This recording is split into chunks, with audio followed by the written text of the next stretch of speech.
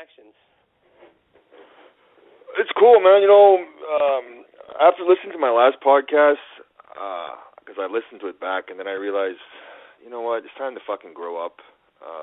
There's fans out there that want to see me and Sly, at these conventions and shit. So I actually called him. I was the man, and I said, I apologize for things that happened in the past, and me and him are back together. We got a few bookings in New Jersey and stuff at signing conventions, and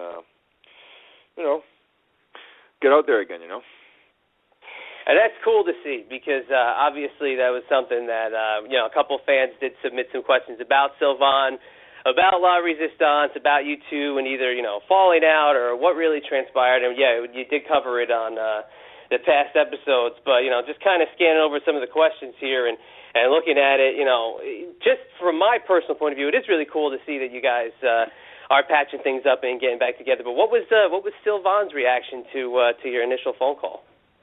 I think he called Rob Conway right away in disbelief. Because, they were trying for years, and I was a stubborn asshole, And first step is admitting you have a problem. And when you're wrong, you promptly admit it. And you know what? It's time to grow up. And I wish, you can't change the past, but you can change, you can make the future better, and that's what I'm going to do. I'm still young, and, you only have one life to live, so enjoy it, right? Yeah, without a doubt. No, that's well said. So I guess here, this is a good one.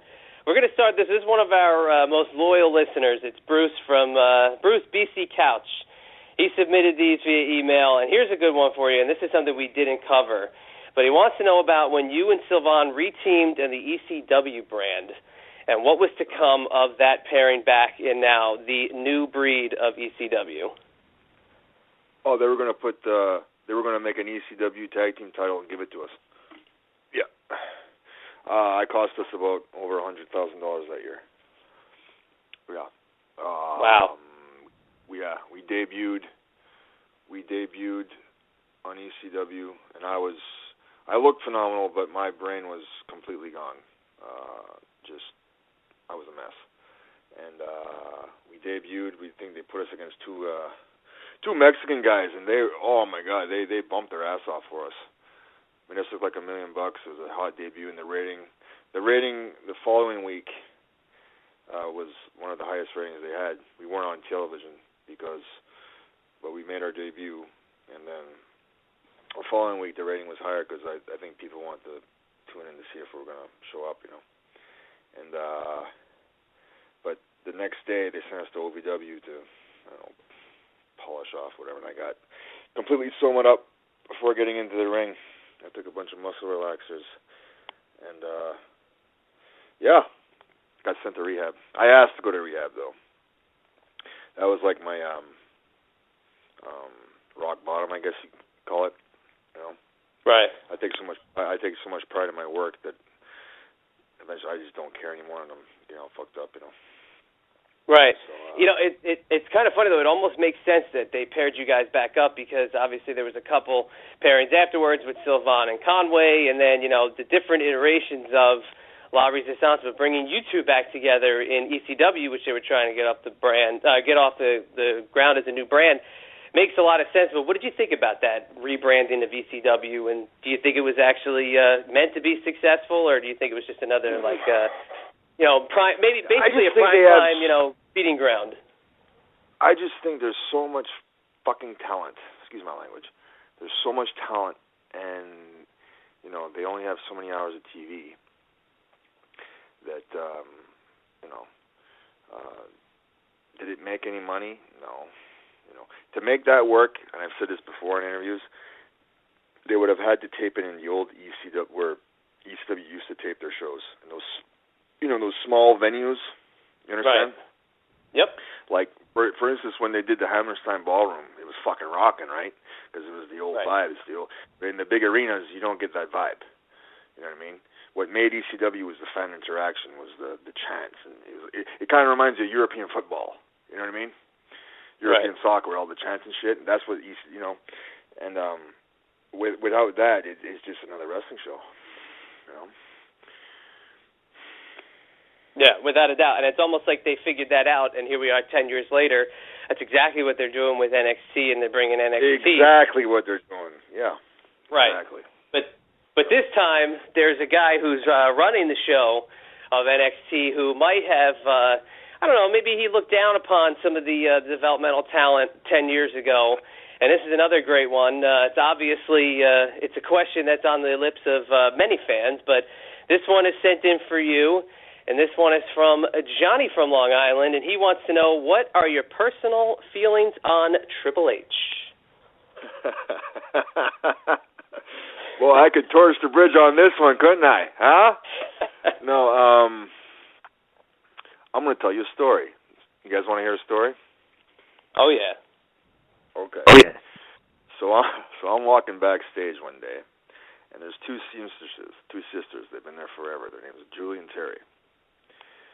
So Terry's the oldest one. She goes, Rene, we need to take your measurements. I go, really? You guys making me an outfit? She goes, no. The office wants everybody's measurements. I'm like, okay.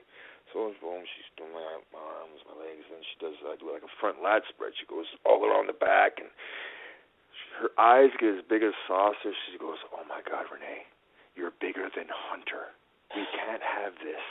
So she literally wrote like 2 or 3 inches less, so that Hunter would be bigger than me. That's the fucking mentality you have to deal with, okay? You think I'm bullshitting you. I am not. So that's the mentality you have to deal with. And I talked to my mentor, one of my men, Rip Rogers. He goes, Rene, it's always been that way. I go, well, that's just fucking stupid. But, hey, listen, a lot of people don't like him, but the guy's living his dream, right? I mean, he's getting to hang out with rock stars. He gets to work out at midnight with dudes. And, he's got who the hell wouldn't want to hit Stephanie McMahon? I mean, hit it. Right? He's got a hot wife. So he's got 3 beautiful daughters that are healthy. And the guy makes millions of dollars a year. Most guys that hate on him are usually just envy, So envy's a sin, and I try to avoid being a sinner. So that's my opinion on that. Definitely. And moving a little bit forward, but kind of staying in the same vein there, Chris from Florida, is wrestling at WrestleMania overrated? The pay is. That was the lowest paycheck I ever got. It was WrestleMania 20 at the Garden. I got paid just as much to be at the show than I did to be on the card. Yeah, I'm not going to say specifics, but yeah. And plus, you got to stay there all week, right? And some guys do personal appearances or whatever, but a week in fucking Manhattan ain't cheap. Especially when you're eating 6 meals a day or whatever, right? Like I was. But no, I guess just the fact that you can say, hey man, I was at WrestleMania at the Garden is kind of cool, right? That is true. Yeah. Very cool. 20 years old at WrestleMania 20, too. Not too many fucking people can say that. I don't think anybody can say that besides me. Do you think WrestleMania itself is a little bit overrated? How everyone says, oh, it's their dream to work at WrestleMania. Do you think that kind of dream is a little bit cliche? Different strokes for different folks. Everybody has different goals.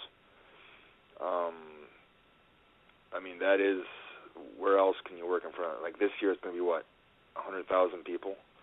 They'll probably outdraw what their previous record was. I think they already have, because that record of 93,000 is a bunch of bullshit. I think it was actually like 78. And from my hear, they have like 84,000 tickets sold at legit. So this is going to be the largest WrestleMania attendance in history. And, who wouldn't? But I think North Korea, they had like 150,000 or something, I heard, back in the day. But, the North Koreans forced the people to go watch it.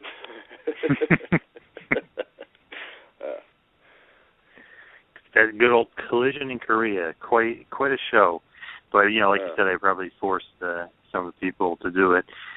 But moving on here, Ken from Virginia, thoughts on the WWE Network, and do you have the WWE Network? No, I don't. I wish they'd pay me for the WWE Network. because I think everybody who's on it wishes they got some type of royalty off that. But I guess you're still, you're still a part of the company in a way because they're showing your stuff, right? And you're part of. But at the same time, it's like, and then they say, well, nobody watches the old stuff. All right, well, take off all the old stuff and watch your fucking subscriber count drop within 6 months. I think there's a lot of people that want to watch the old stuff. That is definitely true. And, kind of piggybacking off of what you said there with the royalties and stuff, we had a lot of guys on the show talk about how, they're quite upset that they don't even see, a dime from the royalties, and they're making all this money off of it. And I actually did some math recently because we had Kevin Thorne on talking about it, and Shane Douglas, and then Buff Bagwell was talking about it. And I was doing some math, and, they're making millions upon millions, and something like hundreds of millions of dollars off the network, and you guys aren't seeing any, royalty checks from that at all. Isn't that, a little bit off on their part? Well, you do know there's a lawsuit, right, over that as well. They're being sued by everybody. Fuck, they're being sued by. They got the concussion lawsuit. They got guys wanting their royalties, and there's the investors. Remember when they lost like half a billion or 400 million in one day? They pissed off a bunch of people. Yeah, there's a bunch of investors suing them too. So it is definitely kind of interesting the fact that they don't have the DVDs, because you guys used to get the cut on the DVDs, or you get the cut on the merch, or whatever. And this WWE Network, this streaming, is somewhat the new form of the DVDs and stuff. So maybe the royalty check thing is definitely holding a lot of weight. Yeah, actually, I didn't receive a royalty check 5 years after. I had to fight to get my royalties back because apparently when I asked for my release was in 2007, and I had just gotten out of rehab, right? I got out of rehab, Benoit killed his family, and I said, okay, that's it, I want to leave. And then John was like, well, we just paid, they paid a lot. They paid a lot, 6 figures for the rehab. So I was like, you know what, I owe it to you, whatever. And then usually you get like 3 months severance pay or whatever when you leave. So that went to them. I didn't take that. I didn't get my severance pay. And then 5 years I didn't get. So I was in a bunch of DVDs. I was talking with Sly. Like, yeah, man, we were in a bunch of DVDs and I didn't get a dime from it. So, and I was kind of pissed off because now they pay for everybody's rehab, right? I don't pay for mine. So whatever. I'm okay. I'm healthy. It's all good. I got a roof over my head. I drive a nice pickup truck. And I got steady income from my investments, so I'm not hating on anybody. It's all good. And it is interesting, the fact with the royalties and stuff, but you mentioned the lawsuit. You're not the first guy on the show to bring up a pending lawsuit about the royalties. Yeah. Have you been contacted at all, as far as getting maybe your opinion on it or anything like that? I cannot confirm or deny. I plead the fifth.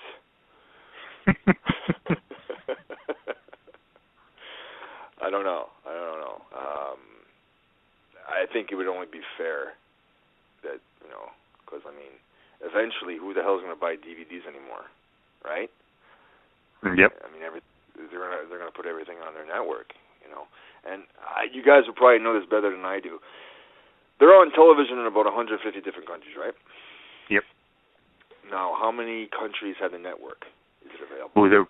It's growing and growing, but more and more, as each day passes. I think Japan just got it, and some places in Europe, so it's definitely growing. Yeah. So, they're at 1.3 million now. They will reach 2 million or even 3 million. They will. As bad as people say the product is, I don't know. I don't watch it. But as bad as they say it is, and it don't matter. It don't matter. There's always new fans, and there's always old fans that come back. Okay, so they will reach it. So, and Vince himself said right now, the ratings are the shits, but he said it himself. It doesn't really matter. It doesn't really matter that much. So, right now the Raw is like a 3-hour infomercial to sell their network. That's what it is. You know what I mean? Me and my buddy the other day, we sat and I go, let's, just for fun, let's sit and watch and count how many times they say WWE in 1 hour. 60 times. So they're averaging saying the initials WWE every minute in 1 hour. Right? Crazy. The reason they do that is like brand awareness. It's to get into your fucking head. You can go, and it works, you know, because I was in Japan, and my buddy there owns a restaurant, and he had his couple from Brazil, and they were eating, and then, you know, the typical questions, what do you do for a living? I said, I'm a pro wrestler. Oh, what's that? All I had to say was WWE. Oh, WWE. Oh.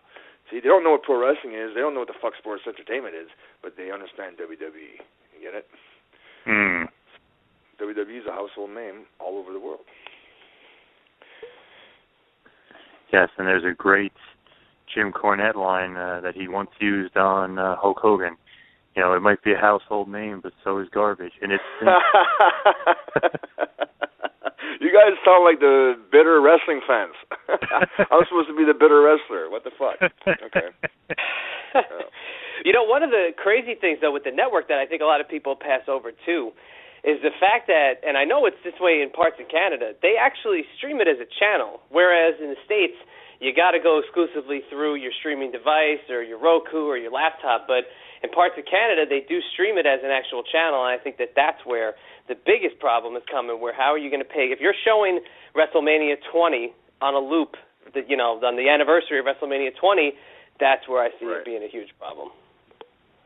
See, I don't even watch TV anymore. You know what I mean? And a lot of my friends, I know a lot of my friends that don't watch TV. You know what I mean? They just either, you know, turn their laptops or, you know what I mean? So, I don't know. Netflix is a big thing, too. People just watch their Netflix on their, you know, their PCs or their desktops, right. You know? Exactly, yeah. I actually, you know, earlier today having the conversation with John about the fact that I'm kind of in the same boat as you. There's nothing on TV that interests me. And even sometimes with Netflix, there's nothing that's really, you know, what's really there to grab my attention that I haven't seen before. And, you know, you want to talk about, you know, bitter wrestling fan, I would be more inclined to go back and watch something from the old school or something from, you know, 15 or 20 years ago just to kind of fill in time, you know, when working out or something, just because there's nothing worth a damn on television anymore. But how about this, too? Here's another side of the argument, and this is pretty interesting. So we just had Gangrel on a couple days ago, and he made mention that he doesn't really give a crap about the royalties because he said the WWE Network is what's helping him get bookings more regularly now. And maybe because of the Attitude Era being prominently featured, that could have been the case. But so Gangrel would be the first guy I think that we've talked to that is the opposite end of it, where he's saying, no, the network, who cares? Whatever they put me on, whatever, I'm going to be seen by more eyes now. That's true, too. That's true, too. Yeah, that is true. One thing is, like, when you're in this, it's in your blood, brother. It's like a drug. It's the best and worst drug in the world. You know what I mean? Once you've been a part of it and you're hooked, you're hooked. So, you know, money's great, but you also want to perform and be in front of those people, you know. So, I don't know. It's life's too short to be bitter, and sometimes I do interviews. Like I listened to it last time, and I was like, fuck, I came across as